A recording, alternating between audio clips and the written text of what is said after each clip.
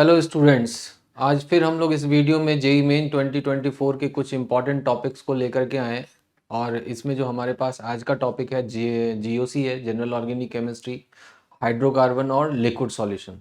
तो सबसे पहले मैं बात कर रहा हूँ यहाँ पर जीओसी की, जनरल ऑर्गेनिक केमिस्ट्री की। जनरल ऑर्गेनिक केमिस्ट्री की अगर हम लोग बात करें तो सबसे पहला पॉइंट जो मैं यहाँ पर तुम्हें देने वाला हूँ वो है नॉमेनक्लेचर के बारे में। नॉमेनक्लेचर आप अच्छे से कर लो बिकॉज ये एक ईजी मार्क्स देने वाला सेक्शन है ना।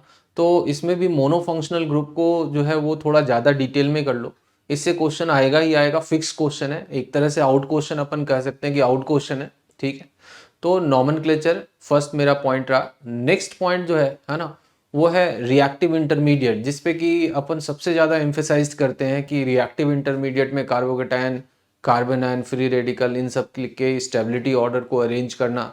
इस टॉपिक को आप double star triple star mark कर सकते हो, इसलिए कि इस सेक्शन से भी एक क्वेश्चन आना ही आना है। मतलब ये भी एक आउट क्वेश्चन मैंने आपको बता दिया। ठीक है ना। तो मतलब ऑर्डर ऑफ रिएक्टिव इंटरमीडिएट पर एक अच्छा ड्रिल अप कर लो, प्रीवियस ईयर क्वेश्चंस कर लो, है ना।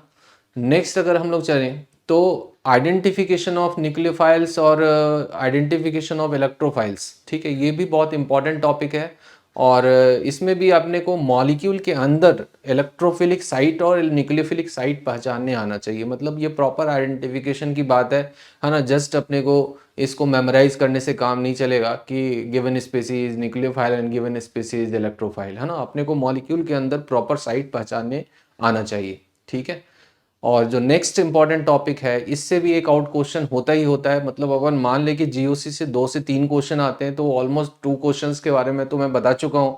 तीसरा क्वेश्चन जो है आप इससे मान सकते हो, है ना, कि एसिड बेस थ्योरी। ठीक है, एसिड बेस थ्योरी में भी, है ना, इस तरह के क्वेश्चंस आएंगे कि pK arrange the following molecule in order of pK values.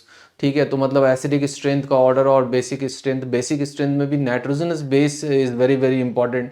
मतलब जिस मॉलिक्यूल में नाइट्रोजन एटम जो है वो बेसिक है ना, उसके ऑर्डर को आप अरेंज करने जान जाओ, है ना, सीख जाओ। तो ये एक इम्पॉर्टेंट टॉपिक है, एसिड एंड बेस। ठीक है। और जो लास्ट टॉपिक मैं बताने जा रहा हूँ इस जीओसी वाले में, है ना, ये लास्ट टॉपिक जरूर है लेकिन इससे एक क्वेश्चन फिक्स्ड है ना, ये आप लिख लो इसको, है ना, जो कि है purification and quantitative and qualitative analysis of element, जिसमें कि हम लोग डिटेक्शन ऑफ एलिमेंट पढ़ते हैं और एस्टिमेशन ऑफ एलिमेंट पढ़ते हैं कि कोई एलिमेंट किसी कंपाउंड में किस परसेंटेज में या किस एबंडेंस में अवेलेबल है।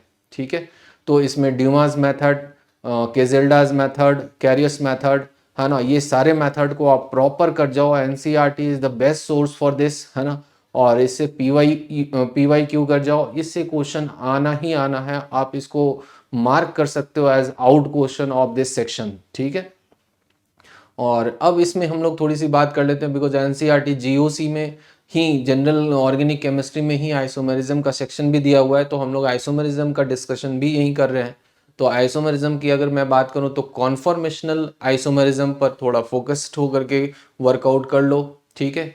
और basics of geometrical and optical, geometrical और ऑप्टिकल में आपको बहुत ज़्यादा डेप्थ ड्रिल करने की ज़रूरत नहीं है ना, सिर्फ इसके फंडामेंटल पर वर्क कर लो, है ना, दैट्स ऑल। इससे क्वेश्चन आएंगे ही आएंगे। तो ये हमारा जीओसी का प्रॉपर सेक्शन था जिस पर कि हम लोगों ने डिस्कशन किया।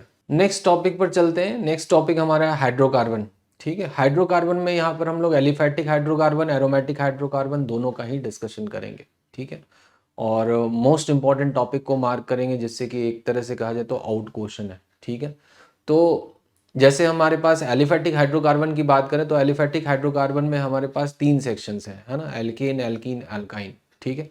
और एरोमेटिक हाइड्रोकार्बन में बेसिकली हम लोग इलेक्ट्रोफिलिक एरोमेटिक सब्स्टिट्यूशन रिएक्शन के बारे में पढ़ते हैं। तो जो फर्स्ट टॉपिक है ना, एलिफैटिक हाइड्रोकार्बन, इसमें अगर मैं बताऊं कि जो मोस्ट इंपॉर्टेंट टॉपिक है, एल्केन में चलते हैं। एल्केन में वैसे तो मेथड ऑफ प्रिपरेशन भी इंपॉर्टेंट है, बट जो इसके प्रॉपर्टीज में सबसे इंपॉर्टेंट है वो है हैलोजिनेशन। ठीक है। आप मतलब हैलोजिनेशन को प्रॉपरली वर्क कर लो, हैलोजिनेशन ऑफ एल्केन को डिटेल में वर्क कर लो और ये मानकर चलो कि इससे क्वेश्चन आ रहा है। ठीक है, ये मिस आउट कभी नहीं होता, है ना। चाहे हम जेई मेंस की बात करें या जेई एडवांस की, यहाँ तो हम लोग जेई मेंस पर फोकस कर रहे हैं, फिर भी अगेन मैं इस टॉपिक को बोलना चाहूँगा कि हैलोजिनेशन ऑफ एल्केन, है ना, ये प्राइमरीली आप वर्कआउट करो। नेक्स्ट अगर हम लोग एल्केन के प्रिपरेशन पर चले जाएं तो जो की रिएक्शंस है मेनली जो अपन कहते हैं जैसे वुड्स रिएक्शन है, डिकार्बोजिलेशन है ना, और इसके बाद अगर हम लोग बात करें कि रिडक्शन ऑफ कार्बोनाइल्स जिसमें कि हम लोग उल्फ क्रिश्नर रिडक्शन और क्लेमेंसन रिडक्शन पढ़ते हैं, hydrogenation of alkene and alkyne पढ़ते हैं, ये जो प्रिपरेशन के जो मेथड्स हैं है ना, दीज आर ऑल्सो इम्पॉर्टेंट। इसको भी प्रॉपरली वर्कआउट करो और देखो कि प्रीवियस ईयर क्वेश्चंस में क्या क्या क्वेश्चंस है, उससे भी वर्कआउट कर लो प्रॉपरली।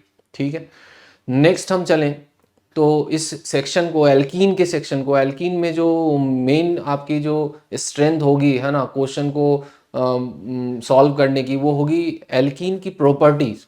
ठीक है, chemical properties of alkene, this is the most important part of this hydrocarbon, actually this is the backbone of every question जो कि तुम्हारे मेंस में ऑर्गेनिक केमिस्ट्री में आने जा रहे हैं है ना, चाहे वो क्वेश्चन एल्डिहाइड कीटोन का हो या कार्बोक्सिलिक एसिड का होगा, that will be followed by some concept of the alkene. ठीक है, तो ये ध्यान रखना कि this is one of the most important section, you can mark it triple star और double star.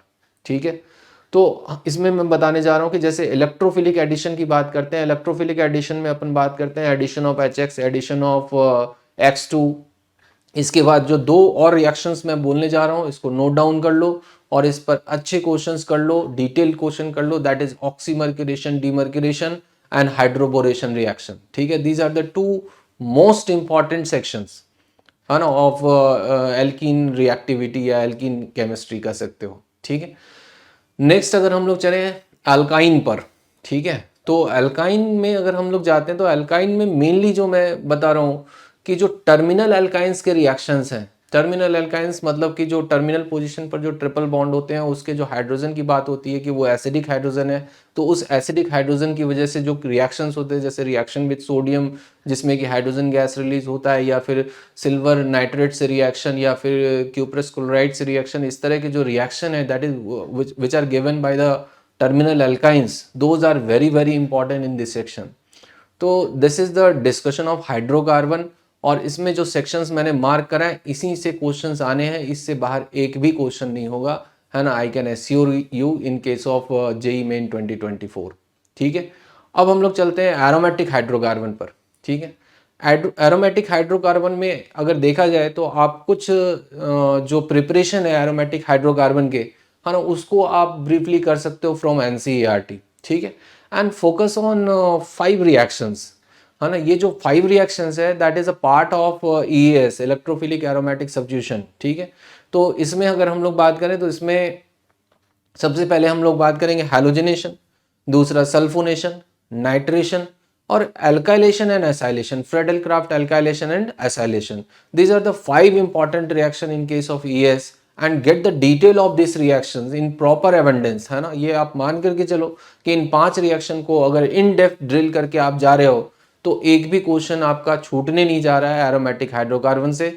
So that's all for hydrocarbon topic. अब आते हैं हम लोग लिक्विड सॉल्यूशंस पे, है ना। लिक्विड सॉल्यूशन में अगर हम लोग बात करें तो हमारे पास जो टॉपिक्स है ना, that is properties of liquid solution, जिसमें कि हम लोग वेपर प्रेशर पढ़ते हैं, फिर हम लोग उसके बाद Raoult's law, colligative properties, colligative properties में relative lowering of vapour pressure, elevation in boiling point, depression in freezing point, osmotic pressure, ये सारे टॉपिक्स पढ़ते हैं। और लास्ट में हमारे पास हेनरीज लॉ है।